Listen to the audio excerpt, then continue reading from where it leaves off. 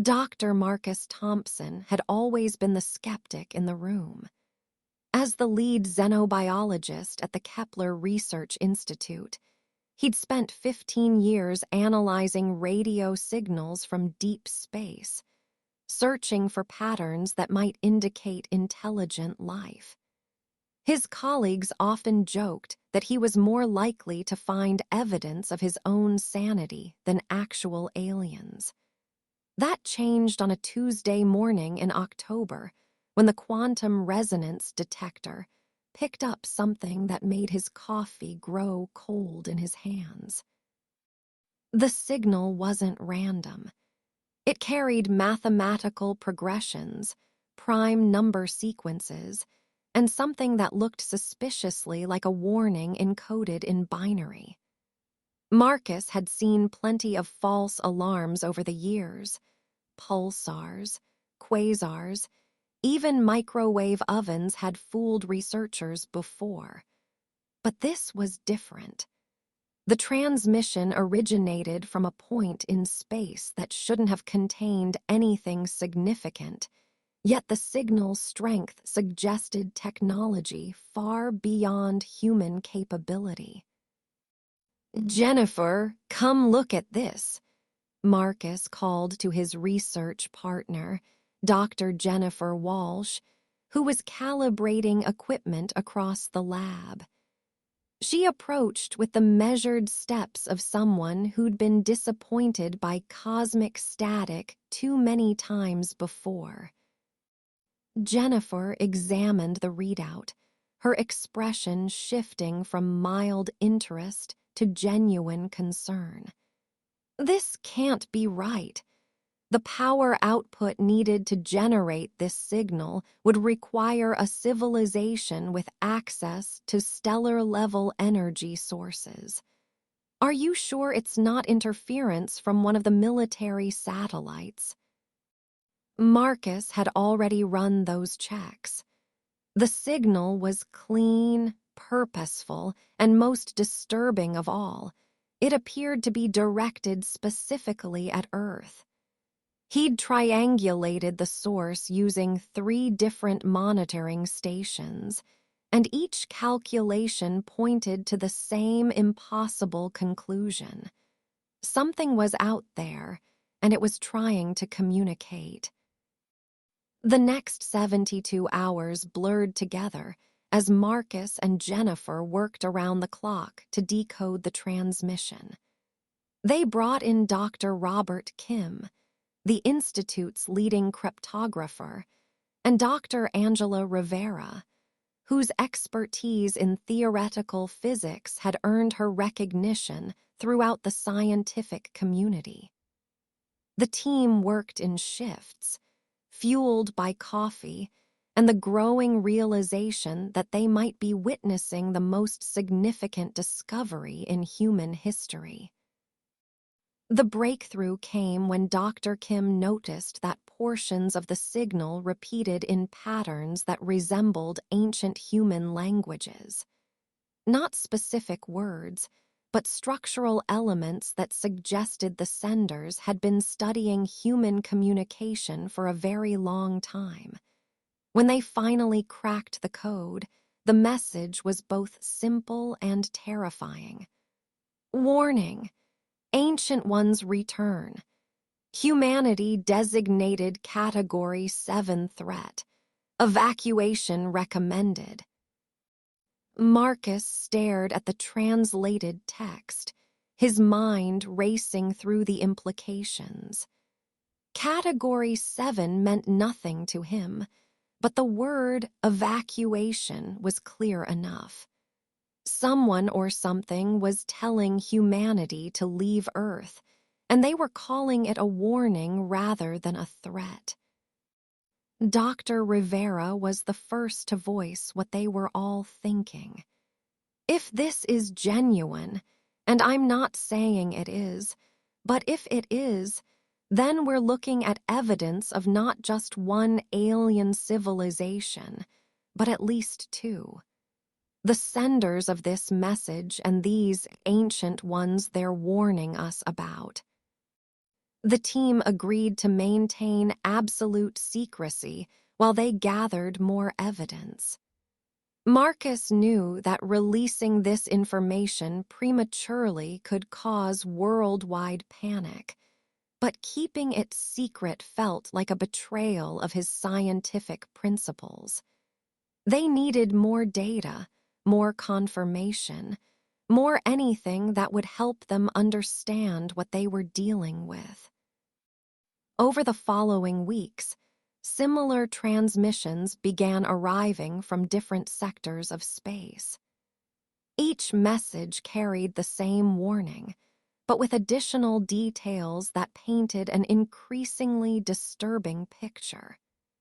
The ancient ones were described as a nomadic species that had been traveling through the galaxy for millions of years, consuming the resources of inhabited worlds and eliminating any species that posed a potential threat to their expansion. According to the warnings, humanity had been classified as a Category 7 threat, the highest level of danger in their assessment system. The messages suggested that this classification was based on humanity's rapid technological advancement, aggressive expansion into space, and what the ancient ones perceived as an inherent hostility toward other intelligent species. Marcus found himself lying awake at night, staring at the ceiling and wondering if the warnings were legitimate or if his team was being manipulated by some unknown force. The scientific evidence was compelling, but the implications were so vast that his rational mind struggled to accept them. The situation became more complicated when government agencies began showing interest in the Institute's work. Men in dark suits appeared at the facility, asking questions about recent discoveries and requesting access to all radio telescope data. Marcus realized that his team wasn't the only group that had detected the transmissions. Dr. Walsh pulled him aside one evening as they were preparing to leave the lab.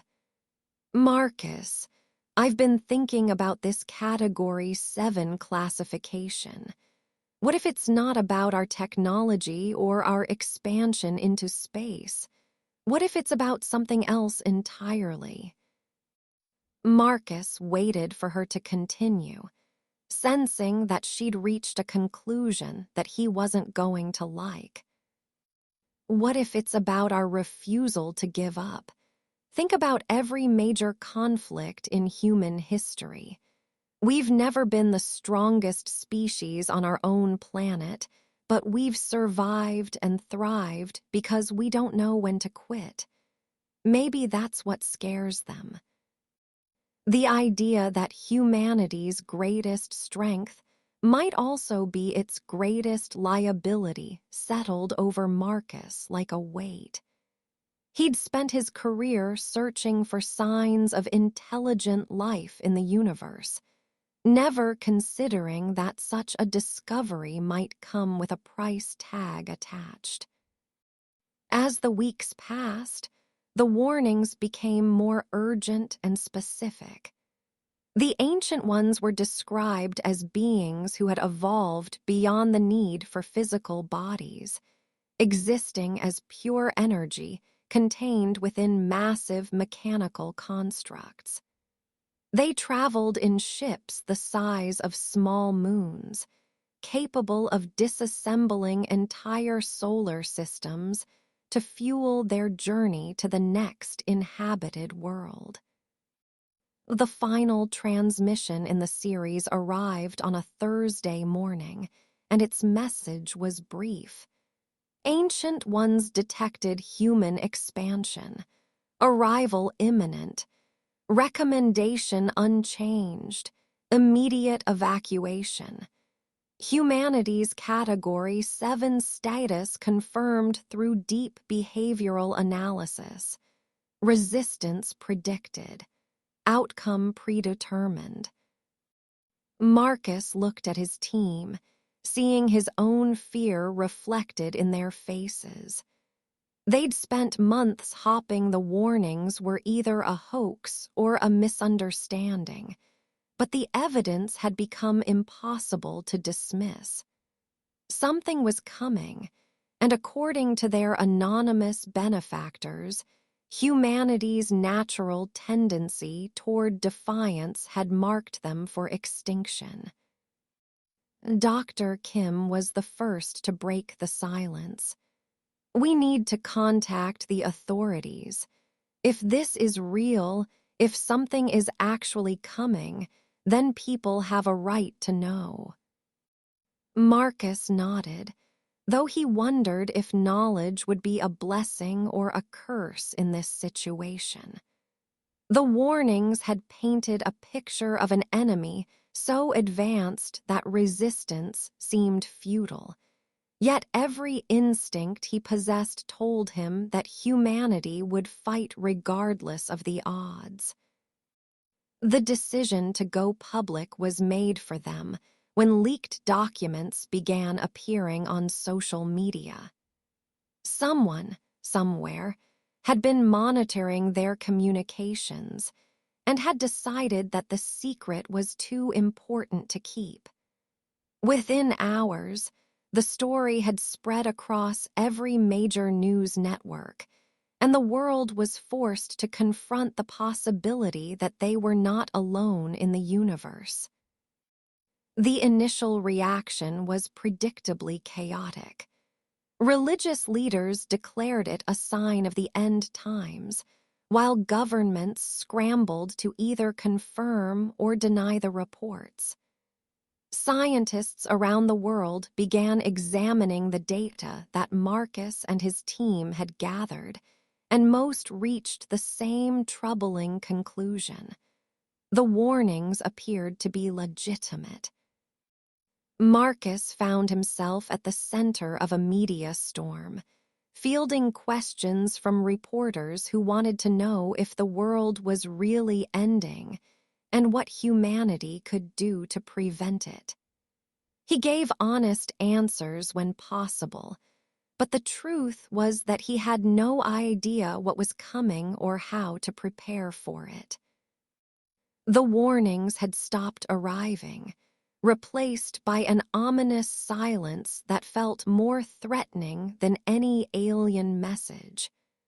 Marcus continued monitoring the radio telescopes, hopping for some sign that the Ancient Ones had changed their minds or that the warnings had been a mistake. Instead, he detected something else entirely. A massive object moving through space at a significant fraction of the speed of light, following a trajectory that would bring it into the outer regions of the solar system within 6 months. The object was enormous, easily the size of Earth's moon, and it was broadcasting a signal that made every previous transmission look like a whisper. The message was simple and direct. Humanity, your expansion into space has been noted. Your species has been classified as Category 7 threat. Prepare for assessment and potential termination. Resistance is futile. Compliance may result in relocation rather than extinction.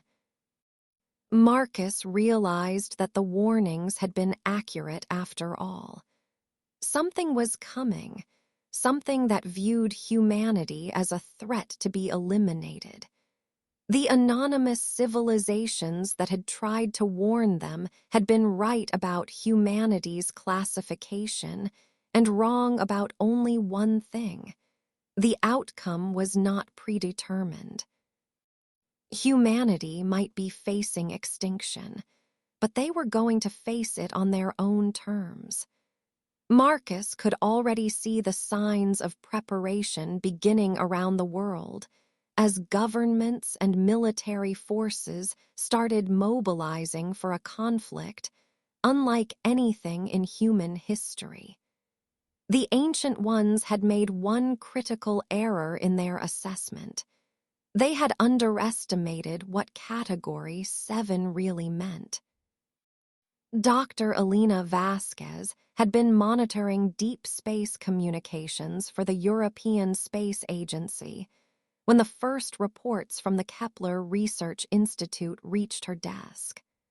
As the director of the Madrid Deep Space Communications Complex, she'd built her career on the assumption that the universe was vast, empty, and largely indifferent to human existence. The translated alien warnings changed everything she thought she knew about humanity's place in the cosmos. Unlike Marcus Thompson and his team, Alina had access to resources that went far beyond university funding and academic curiosity.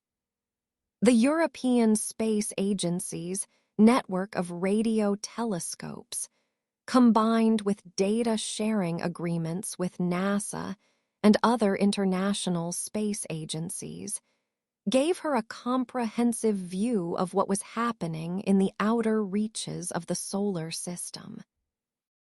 The object that Marcus had detected was even larger than initial estimates suggested.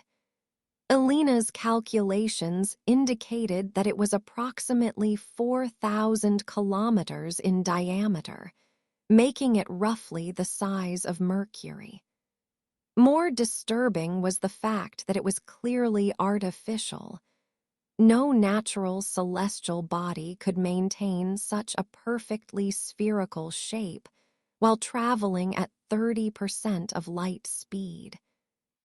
Alina convened an emergency meeting with her counterparts from NASA, the Russian Space Agency, and the China National Space Administration.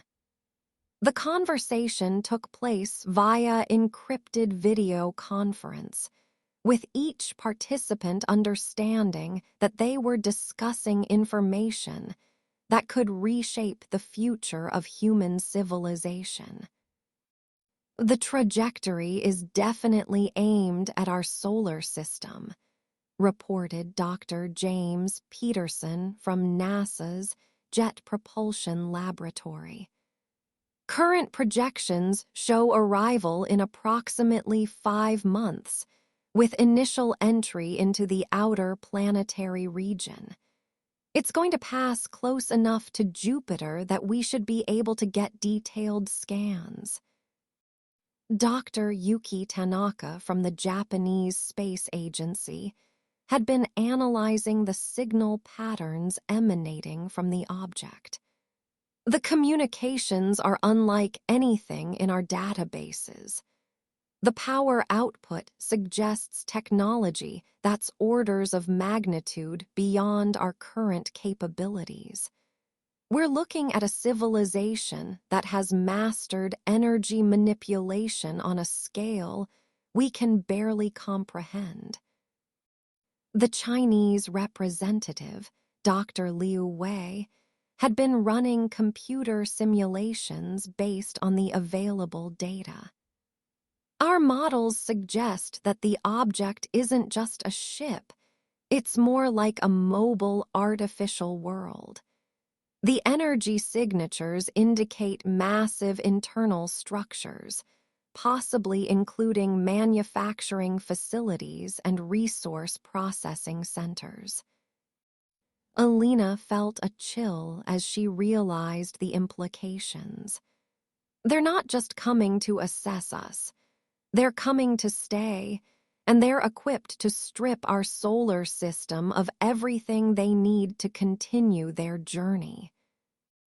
The meeting continued for hours as the team shared data and theories about what they were facing.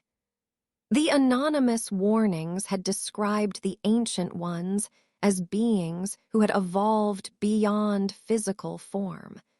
But the scale of their technology suggested something far more complex than simple energy creatures traveling through space.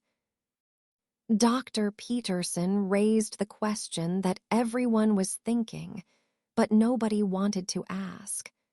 What exactly makes humanity a Category 7 threat? We've barely managed to put a few people on Mars, and our most advanced weapons are still based on chemical and nuclear reactions. How could we possibly threaten a civilization with this level of technological superiority? Alina had been wondering the same thing. She'd spent the past several weeks analyzing every aspect of human development that might have triggered such a classification. Technological advancement was the obvious answer, but the warnings had suggested something deeper, a behavioral characteristic that the ancient ones found particularly dangerous. The answer came from an unexpected source.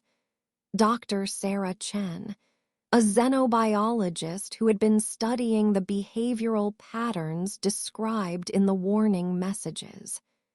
Her analysis suggested that the Category 7 classification wasn't based on humanity's current capabilities, but on their potential for future development. Every species that receives a Category 7 classification shares certain behavioral traits. Dr. Chen explained during a follow-up conference call. Rapid adaptation, aggressive expansion, and most importantly, a refusal to accept defeat even when facing overwhelming odds. The ancient ones have apparently encountered species like this before. Alina asked the obvious question. What happened to the other Category 7 species? Dr. Chen's response was grim. According to the warning messages, they were all eliminated.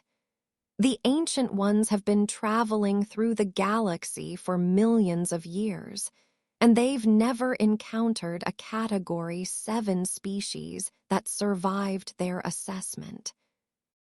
The implications were staggering.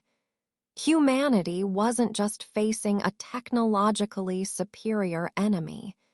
They were facing a species that had perfected the art of eliminating civilizations exactly like theirs. The ancient ones had millions of years of experience in dealing with stubborn, aggressive species that refused to surrender.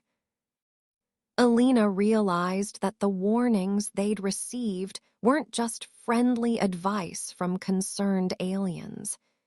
They were intelligence reports from civilizations that had witnessed the Ancient One's methods firsthand. The senders of the messages had probably watched their own category, 7 neighbors get eliminated, and were trying to spare humanity the same fate. As the months passed, the object continued its approach toward the solar system. Earth's governments had initially tried to keep the situation secret, but the sheer scale of the preparations made concealment impossible. Military forces from every major nation were being mobilized, though Alina couldn't imagine what conventional weapons could do against a technology that could propel objects the size of planets across interstellar distances. The scientific community was working around the clock to develop new theories and technologies that might level the playing field. Projects that had been considered purely theoretical were suddenly receiving unlimited funding and resources. Alina found herself coordinating with research teams that were exploring everything from quantum entanglement weapons to dimensional manipulation devices. The breakthrough came from an unlikely source, a graduate student at MIT who had been studying the mathematical principles underlying the alien warning messages.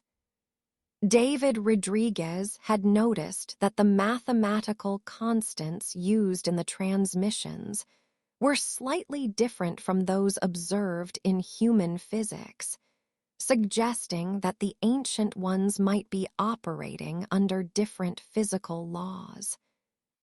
"It's not that they're more advanced than us," David explained during a video conference that included representatives from every major space agency. "It's that they've adapted their technology to work within a different framework of reality. They're not just using different tools, they're playing by different rules." Alina felt a surge of hope for the first time in months. If the ancient ones were operating under different physical principles, then there might be aspects of human physics that they couldn't predict or counter. Humanity's technological disadvantage might be offset by their different approach to understanding the universe.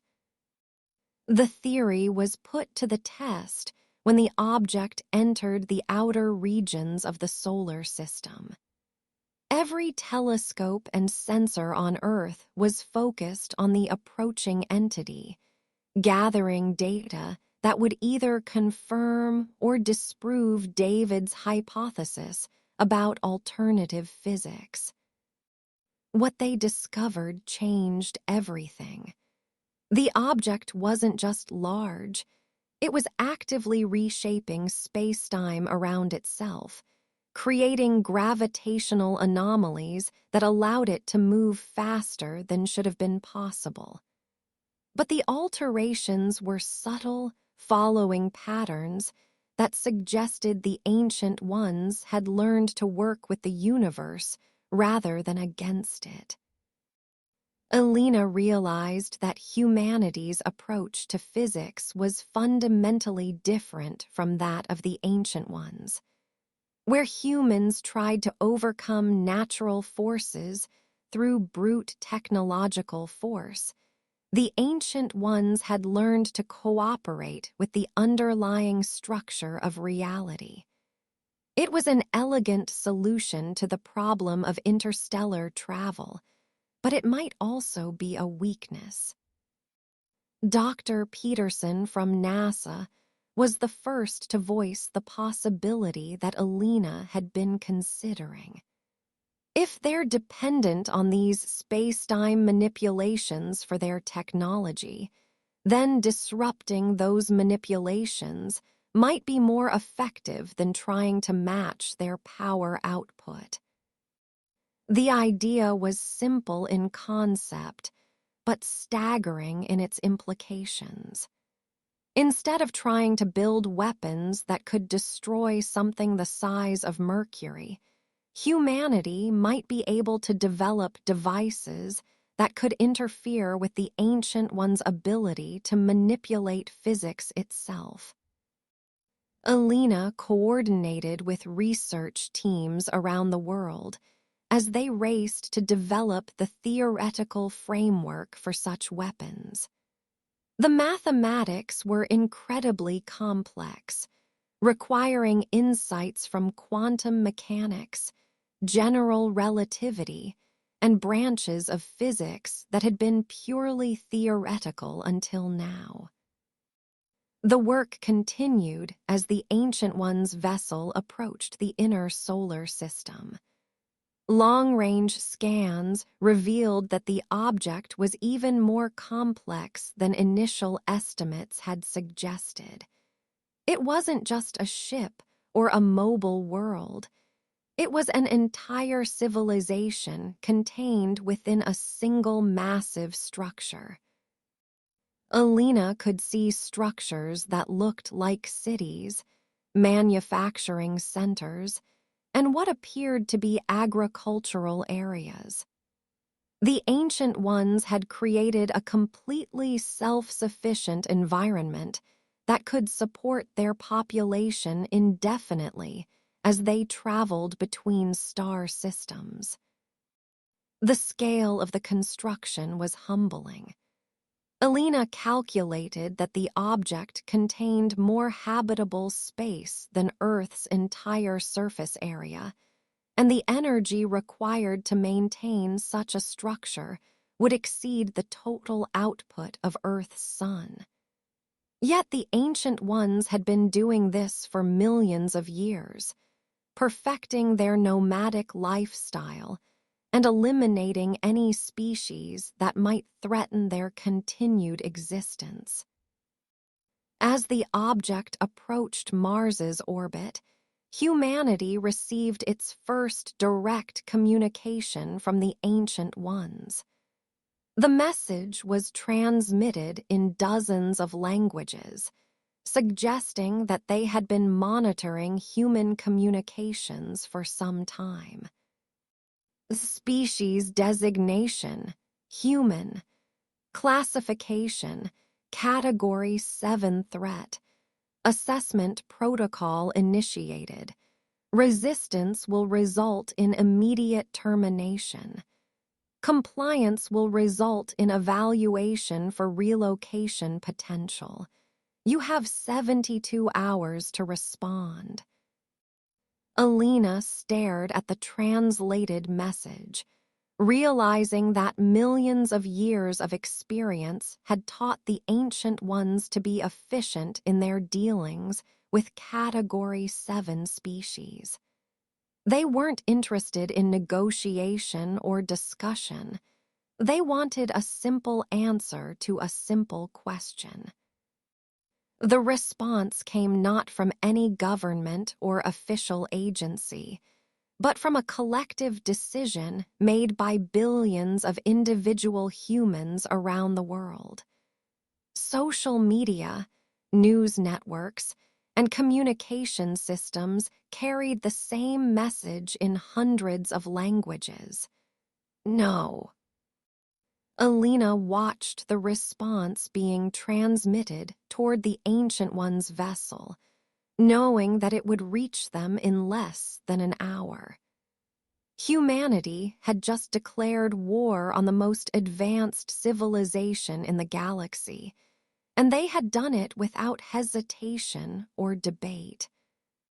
The Ancient One's reply was immediate and devastating. Resistance confirmed. Termination protocol authorized. Category 7 assessment complete. Outcome: extinction.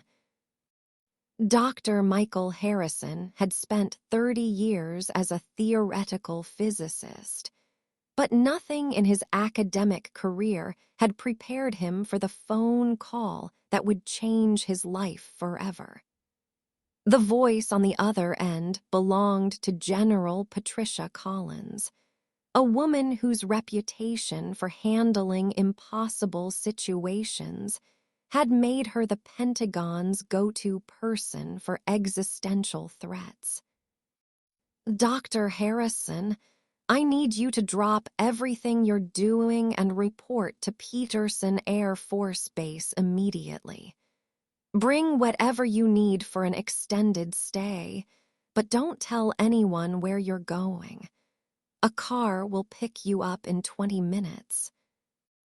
Michael barely had time to pack a bag before he found himself on a military transport plane, flying toward Colorado with no clear understanding of why the Defense Department suddenly needed his expertise in quantum mechanics and theoretical physics.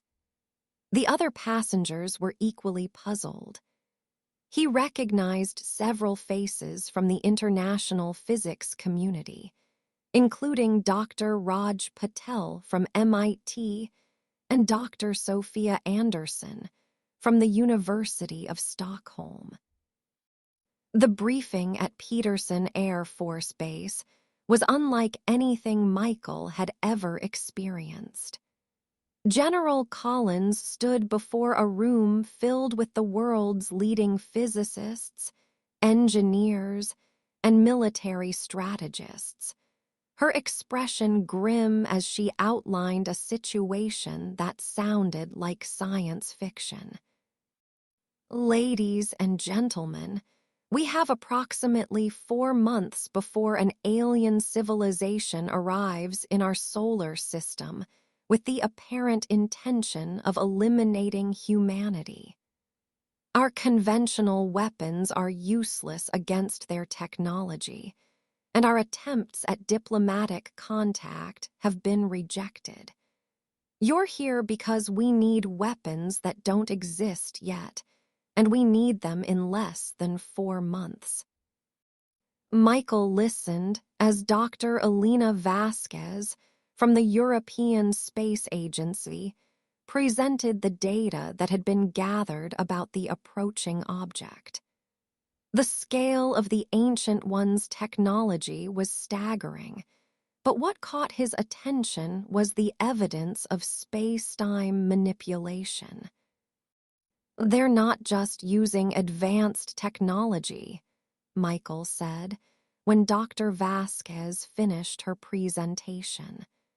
They're using physics that we've only theorized about.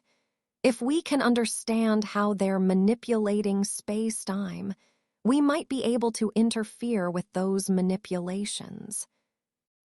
General Collins nodded. That's exactly what we're hopping for, Dr. Harrison.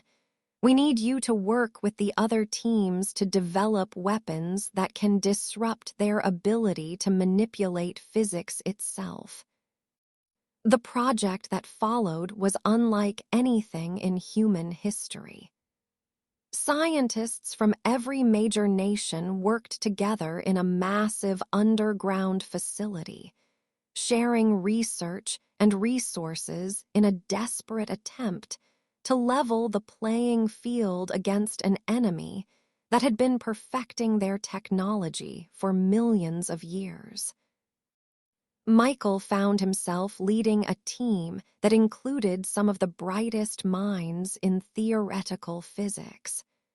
Dr. Pytel brought expertise in quantum entanglement, while Dr. Anderson contributed insights into the mathematical principles underlying space-time manipulation. Together, they began developing weapons that existed only in theoretical frameworks. The breakthrough came when they realized that the Ancient One's technology wasn't just advanced, it was elegant. Instead of brute forcing their way through the universe, they had learned to work with the underlying structure of reality itself. Their space-time manipulations were incredibly sophisticated, but they were also incredibly delicate. It's like they're playing a complex musical instrument, Dr. Pytel explained during one of their late-night brainstorming sessions.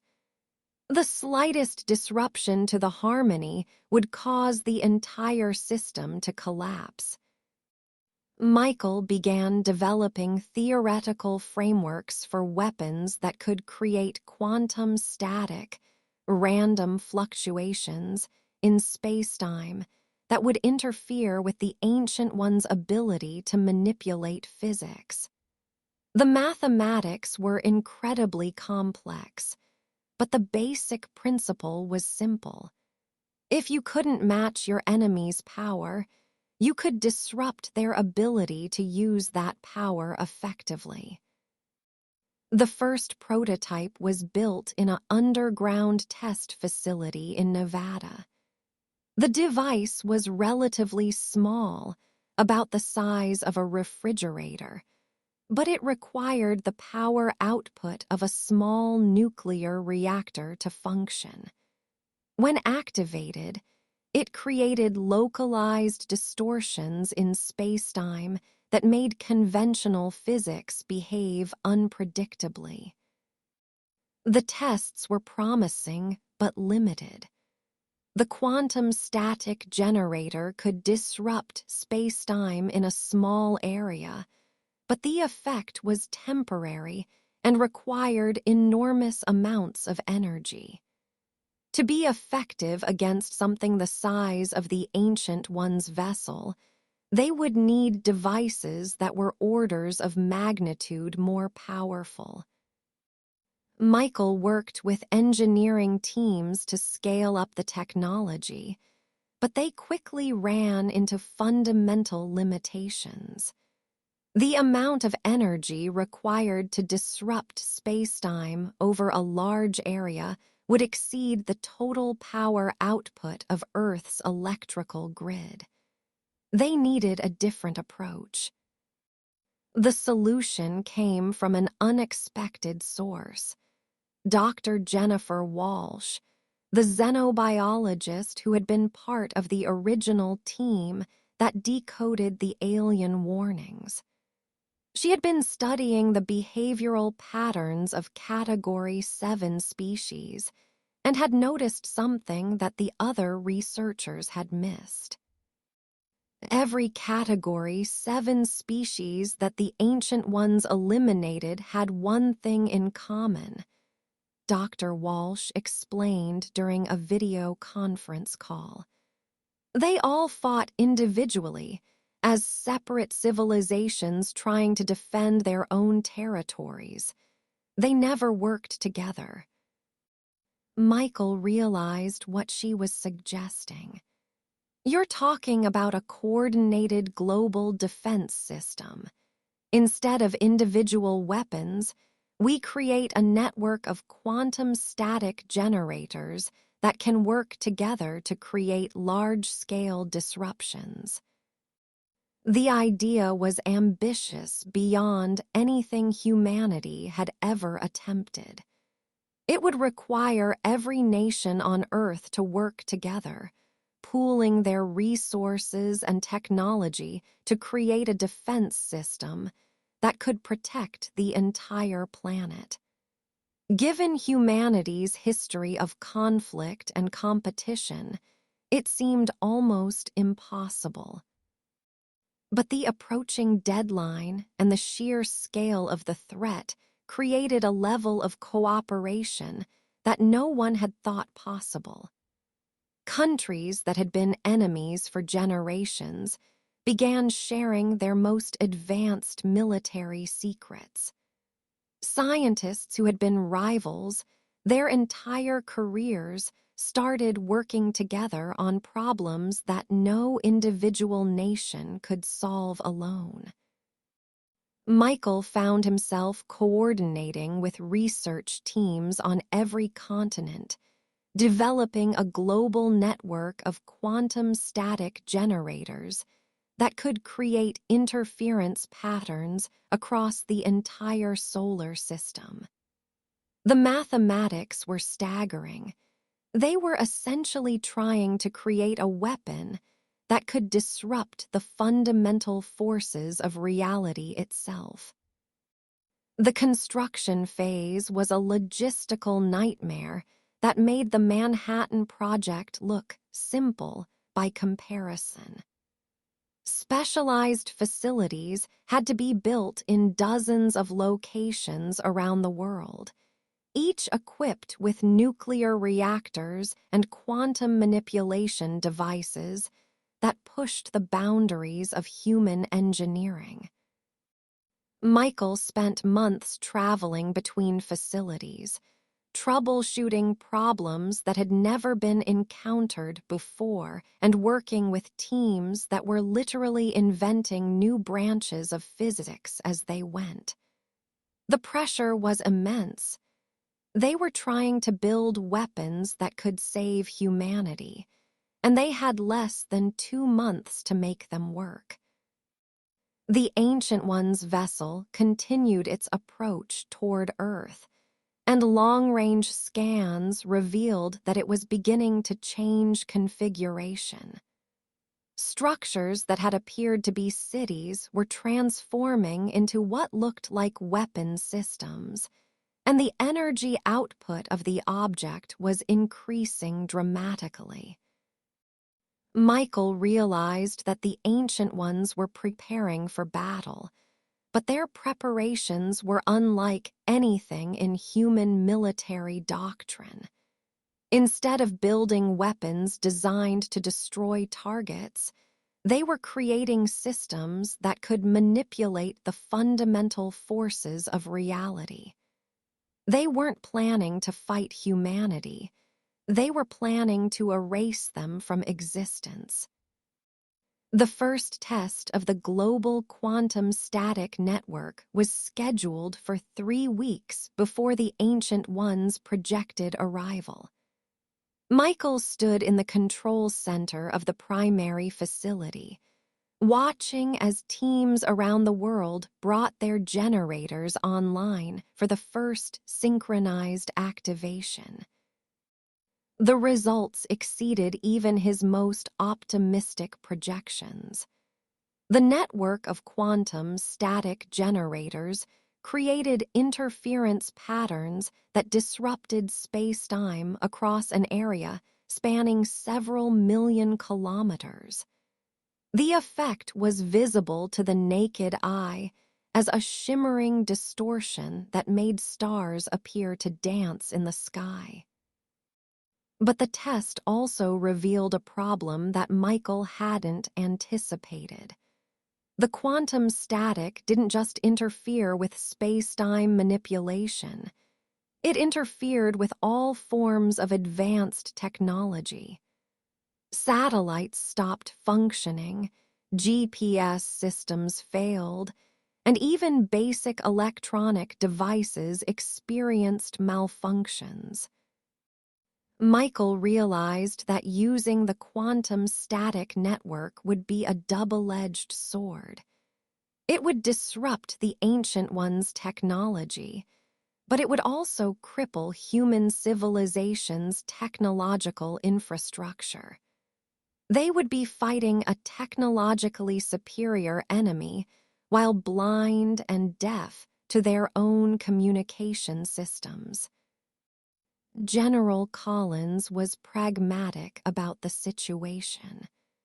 Dr. Harrison, if we don't use these weapons, we won't have a civilization left to worry about. Sometimes you have to break a few eggs to make an omelet. The final preparations were completed just days before the Ancient One's vessel reached Earth's orbit. Michael stood in the command center, surrounded by screens showing the status of quantum static generators around the world.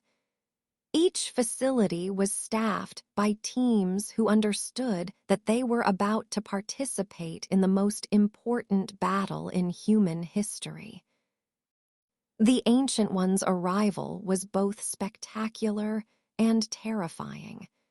Their vessel emerged from faster-than-light travel in a cascade of distorted space-time that made the entire solar system shudder. The object was even larger than the telescopes had suggested, a metallic sphere that dwarfed Earth's moon and radiated energy that could be detected from millions of kilometers away. Michael watched as the Ancient Ones began broadcasting their final ultimatum to humanity. The message was transmitted in every human language, making it clear that they had been studying Earth's communications for some time. Final warning to species designation: human. Your refusal to comply with relocation protocols has resulted in termination authorization. You have demonstrated the behavioral patterns consistent with Category 7 classification.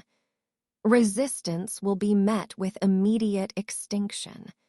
This is your last opportunity to surrender. The response from Earth was immediate and unified. Every radio telescope, communications satellite, and broadcasting station on the planet transmitted the same message. We are humanity. We do not surrender. We do not retreat. We do not yield. Come and take what you can. Michael felt a surge of pride as he watched the message being transmitted toward the Ancient One's vessel. Humanity had spoken with one voice, and that voice had said exactly what he expected it to say. The Ancient One's response was swift and devastating. Energy beams that could disintegrate matter at the molecular level began sweeping across Earth's surface, targeting military installations and population centers with surgical precision. The attack was clearly designed to eliminate humanity quickly and efficiently, with minimal damage to the planet's resources. Michael gave the order to activate the quantum static network. Around the world, generators that had been built with the combined resources of every human nation came online simultaneously, creating interference patterns that rippled across the solar system like stones thrown into a still pond. The effect on the Ancient One's vessel was immediate and catastrophic. The elegant space-time manipulations that had allowed them to travel between stars began to collapse, causing their technology to malfunction in ways that their million years of experience hadn't prepared them for. Michael watched in amazement as the massive object began to lose cohesion, its perfectly spherical shape distorting as the internal structures that had maintained its integrity began to fail. The Ancient Ones had built their entire civilization around the assumption that their mastery of space-time manipulation was absolute, but they had never encountered an enemy that could disrupt those manipulations. The battle that followed was unlike anything in human history.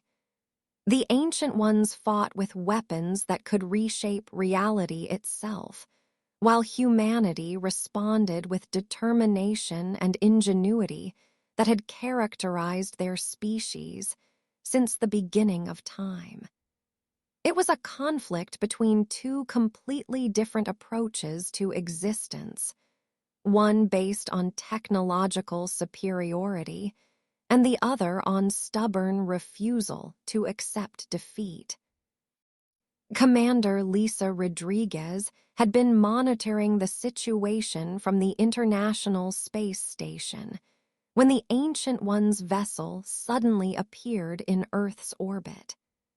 As the station's commanding officer, she had a unique perspective on the battle that was about to unfold, close enough to see the details of the conflict, but far enough away to understand its scope. The Ancient One's vessel was unlike anything in human experience. Lisa watched through the station's telescopes as the massive object began to reconfigure itself, transforming from what had appeared to be a peaceful exploration vessel into something that was clearly designed for warfare. Structures that had looked like cities began extending weapon systems that dwarfed anything in Earth's military arsenal. "Houston, are you seeing this?" Lisa transmitted to Mission Control, though she knew that every tracking station on Earth was monitoring the situation. The object is approximately 4,000 kilometers in diameter, and it's deploying what appear to be weapon systems. The response from Houston was tense but professional. ISS, we copy. Maintain current position and continue monitoring. Do not approach the object under any circumstances. Lisa had no intention of approaching something that could disintegrate her station with a stray energy beam, but she was close enough to see details that the Earth-based telescopes couldn't resolve. The Ancient One's technology was clearly based on principles that humanity barely understood. But there were patterns in their construction that suggested they had encountered similar situations before. The vessel's weapon systems were arranged in a way that provided maximum coverage of the planet below, but they were also designed to prevent any possible retaliation. Lisa realized that the Ancient Ones had perfected the art of planetary subjugation over millions of years, and they were applying that experience to Earth. The first energy beams began striking Earth's surface just as the quantum static network came online. Lisa watched in amazement as the elegant lines of the Ancient One's vessel began to distort and waver, like a reflection in disturbed water. The interference patterns created by the quantum static generators were disrupting the space-time manipulations that held the massive structure together. Houston, the object is experiencing some kind of structural failure, Lisa reported. The quantum static network appears to be effective, but the Ancient Ones are adapting their strategy. Indeed, the Ancient Ones were proving to be as adaptable as they were advanced. As their primary weapon systems failed, they began deploying smaller craft that were less dependent on space-time manipulation. These vessels were still far larger than anything in Earth's military, but they were vulnerable to conventional weapons in ways that the main vessel was not. Lisa watched as Earth's military forces engaged the smaller craft in battles that raged across the planet's surface. Fighter jets and missile systems that had been designed for conflicts between human nations found themselves facing enemy craft that could manipulate gravity and phase in and out of normal space-time. The human pilots and soldiers were outmatched in terms of technology, but they compensated with tactics that the Ancient Ones hadn't encountered before. Instead of fighting traditional battles, they used guerrilla tactics, hit-and-run strategies, and coordination between different military branches that created chaos in the Ancient Ones' orderly approach to warfare. From her position on the space station, Lisa could see the larger pattern of the conflict. The Ancient Ones were fighting the way they had always fought, with overwhelming technological superiority, and the assumption that their enemies would surrender when faced with impossible odds. But humanity was fighting the way they had always fought, with determination, creativity, and a complete refusal to accept defeat. The battle raged for hours, with neither side able to gain a decisive advantage. The quantum static network prevented the Ancient Ones from using their most powerful weapons, but it also disrupted many of Earth's communication and navigation systems. Both sides were fighting partially blind, using instinct and determination rather than sophisticated tactical analysis. Lisa noticed that the Ancient One's vessel was beginning to show signs of serious structural damage. The quantum static generators were creating interference patterns that the massive object systems couldn't compensate for, and sections of the vessel were beginning to separate from the main structure. Houston, I'm seeing major structural failures in the Ancient One's vessel, Lisa reported. It looks like they're losing the ability to maintain cohesion. The response from Houston was filled with cautious optimism. ISS, we copy. Continue monitoring and report any changes in the situation. Lisa continued watching as the Ancient One's vessel began to break apart, but she also noticed something that filled her with dread. The separating sections weren't just debris. They were individual components that were beginning to operate independently. The Ancient Ones were abandoning their massive vessel and dispersing throughout the solar system. Houston, we have a problem, Lisa transmitted. The vessel is breaking apart, but the sections are still operational. The Ancient Ones are spreading throughout the solar system. The implications were staggering. Instead of facing one massive enemy, humanity was now dealing with dozens of smaller threats that could attack from multiple directions.